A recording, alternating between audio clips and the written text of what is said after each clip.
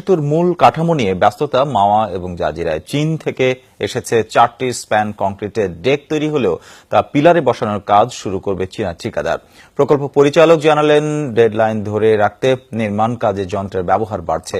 Schedule অনুযায়ী চলছে নদী শাসন। পদ্মা সেতুর জানুয়ারি মাসের অগ্রগতি নিয়ে তৌহিদ হোসেনের ধারাবাহিক প্রতিবেদনের দেখুন প্রথম পর্ব, আর ছবি তুলেছেন আব্দুল আল নোমান। পদ্মা সেতুর জাজিরা প্রান্তে বালি সরাতে ব্যস্ত শ্রমিকরা। তৈরি হচ্ছে কংক্রিটের বিশেষ প্ল্যাটফর্ম, নিচে পাইল ক্যাপ। কনস্ট্রাকশন ইয়ার্ডে ঝালাই শেষে 896 টন ওজনের স্প্যান লোড টেস্টের জন্য আনা হবে এখানেই। তাই তদারকিতে বিন্দুমাত্র ছাড় দিচ্ছেন না চীনা প্রকৌশলীরা। 37 ও 38 নম্বর পিলারকে ঘিরে কাজ প্রায় শেষ। নদীতে এখন স্রোত কম, তাই সব প্রস্তুতি শেষে ক্রেনের সাহায্যে এভাবেই পিলারে বসানো হবে বিশাল আকৃতির স্প্যান। এমন 41টিতে ভর করে গাড়ি আর ট্রেন চলবে পদ্মা সেতুতে। স্প্যানের বিভিন্ন অংশ তৈরি হচ্ছে চীনে, সেগুলো জাহাজে ভাসিয়ে আনা হচ্ছে কুমারভোগের কনস্ট্রাকশন ইয়ার্ডে। এরই মধ্যে মাওয়ায় পৌঁছেছে 4টি, রওনা হবার পথে 5ম স্প্যান। আমরা স্টিল কিনতেছি চায়না থেকে, ওখানে করে আমরা সেমি অ্যাসেম্বলিং করতেছি চায়না থেকে, ফ্যাক্টরি।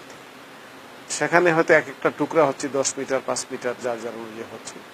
এই টুকরোগুলো আমরা নিয়ে আসতেছি আপনার ইয়েতে, মাওয়াতে আইনে আমরা এটা জোড়া দিব। প্রিকাস্ট ডেক বলে কংক্রিটের ডেক আমরা বানাবো, সেগুলো তৈরি শুরু হয়ে যাবে, সেগুলোরও প্রস্তুতি কাজ হচ্ছে।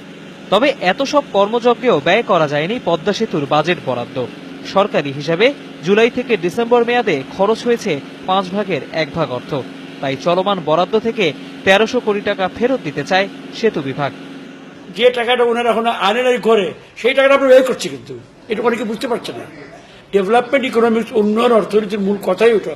ফিউচারে টাকা আছে, আমি জানি সম্ভাবনা, ওটাই ব্যয় করছে এখন। We are doing that. Pile ড্রাইভের জন্য বসে রাখতে হবে নদীকে। এজন্য নদী শাসনে ব্যস্ত সময় কাটছে সিনোহাইড্রো। পদ্মা সেতু প্রকল্পের জাজিরা প্রান্তে কাজে কিছুটা গতি থাকলেও মাওয়া প্রান্তে পিলার স্থাপনে বাড়তি সময় নিচ্ছিল সেতু বিভাগ। জটিলতা ছিল নকশা নিয়েও। তবে অবশেষে 5টি পিলারের ডিজাইন চূড়ান্ত হয়েছে। পাশাপাশি নদী শাসনে ব্যস্ত সময় পার করছে একাধিক ড্রেজার।